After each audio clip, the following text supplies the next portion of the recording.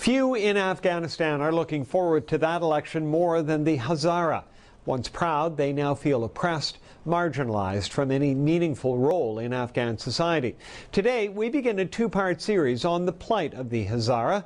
Here's Kim Berry-Brunhuber.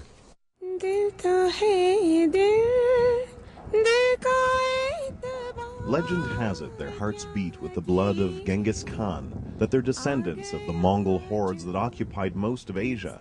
Now, however, they're no longer conquerors. They're the vanquished, treated like mules, persecuted. They have been targeted for almost a century. At times, almost exterminated. They were killing everyone. Many Hazara have no rights. The Uzbek come and say, beat him because he is Hazara. Their slums have no infrastructure. They have no water, they have no food, no job, nothing. They are going to die. Their politicians have no say. When I say something to a minister, it is different to another MP. And their youths have no hope. Things are getting worse. But slowly, all of that is changing. So much so, some are starting to believe the very future of Afghanistan might well be in the hands of the country's most mistreated and misunderstood people. We are headed in the right direction. So just who are the Hazara? Numerically, it's the third largest ethnic group, making up about 19–20% of the population. They're seen by many Afghans as invaders with an alien culture, foreign language, and heretical beliefs. But the reality is they're as Afghan as the carpets many of their children are forced to weave for pennies a day. The Hazaras are mainly a group of people living in the central part of Afghanistan. Afghanistan's rulers were usually from the Pashtun tribe, and like almost all Afghans, they're from the Sunni sect of Islam. The Hazara are Muslims too, but they are Shia.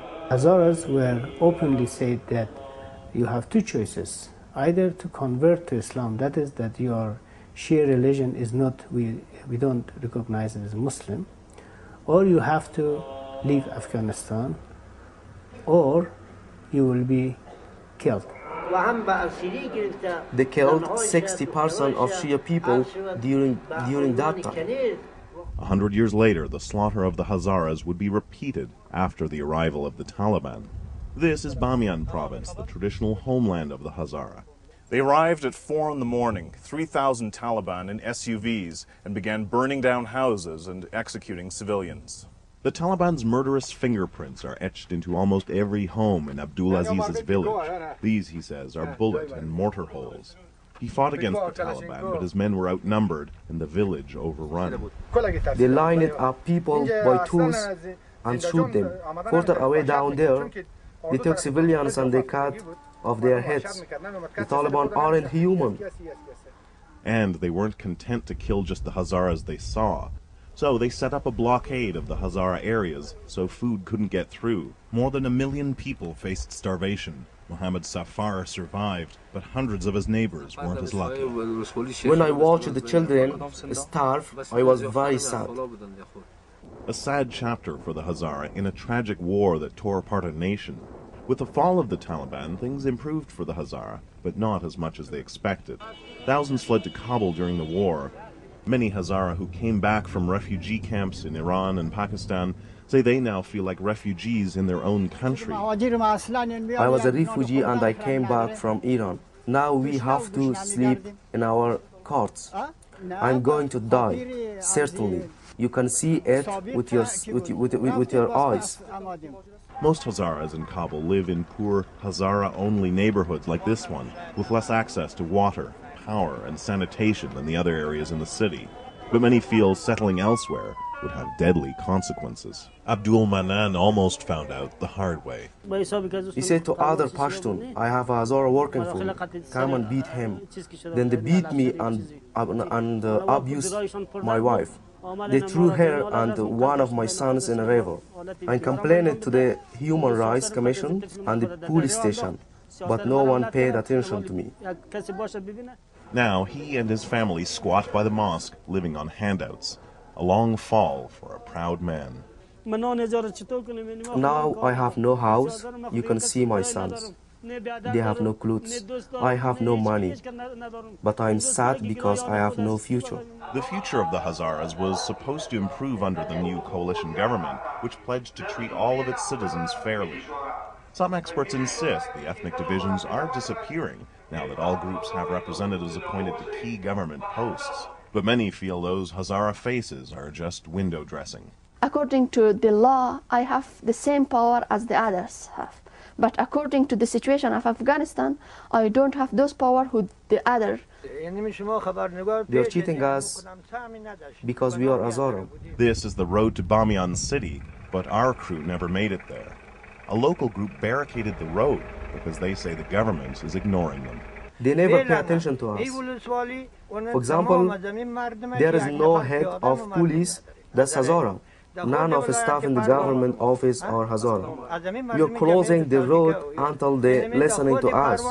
This is just a group of angry old men with no weapons and plenty of tea. But what happens when the Hazara youths feel they have no voice and no choice but to strike back? The answer to that question, The problems of our country, and more on the Hazara and the future of Afghanistan tomorrow. Kim Brunhuber, CBC News, Kabul. Well, there's no doubt life has been difficult for Afghan civilians in recent years. The Hazara was once a proud society in Afghanistan. Descendants of Genghis Khan, they are a Shia minority in a predominantly Sunni country. Today, they are oppressed and marginalized. Now, the conclusion to our two-part series on the plight of the Hazara. Here's Kim Brunhuber. Ayub Ahmadi struggles under the weight of thousands of shoes. Shoes he could never dream of buying with a salary of less than $2 a day. This is very heavy, but I cannot find you other job. He can't find a job because he's Hazara. Of the 6 ethnic groups in Afghanistan, the Hazara occupy the bottom rung in this country. These descendants of Genghis Khan and the Mongol invaders that conquered Asia have now, in many cases, been reduced to the status of pack animals. Their children forced to work for pennies a day weaving carpets. Most Hazaras say they can't leave their slums to look for work in areas dominated by other ethnic groups because the consequences could be deadly. I cannot go any other area to work because I'm afraid. If I live here, they will kill me because they will say, you are Hazara. Unlike most Afghan Muslims who are Sunni, the Hazara are Shia. Because of this, during the 1800s, 2 out of 3 Hazaras in the country were put to death by their own king. 100 years later, the Taliban tried to exterminate them. It has been an ethnic group that had been totally disfranchised, marginalized, and oppressed for about 2 long centuries. Now, there are Hazara politicians, some in important posts, but many of them insist they're actually powerless. I am Hazara, and I think when I say something to a minister, it is different to another MP. So far, Hazara protests have been non-violent, but some feel that's about to change. The problems of our country. This teacher says the problems are getting worse, and the restless Hazara youth might soon turn to violence. Really, it is frustrating, but in the future, we may have, worse than this one. Why do you say that? Because due to the problems that I can tell you, sir, and the problems are increasing. But if the problems in Afghanistan are increasing, so too are the number of Hazaras who are fighting for change. They stand behind the government and behind the new democratic process in Afghanistan, and they've really bought into the education. During the war, Javed Zirak came to America to study. Though his brain was firmly in East Kentucky, his heart never left Kabul. When I went to the States, I always had this, this mission, in a way, to study, to accelerate my studies, and then to come back to Afghanistan to contribute. This professor did just that. In the 80s, he emigrated to the U.S. and became a successful executive at Sony, earning more than $100,000 a year. Now he's back in Kabul, by choice. No luxuries, and 1/3 of the salary. Now it's time for me to come back and see if I can extend some of that opportunities to my people in general, to the people of Afghanistan in general, and to my ethnic group, Hazaras in particular. Despite the increase in religious and ethnic violence, there's another more positive trend, a surge in the number of Hazaras going to university.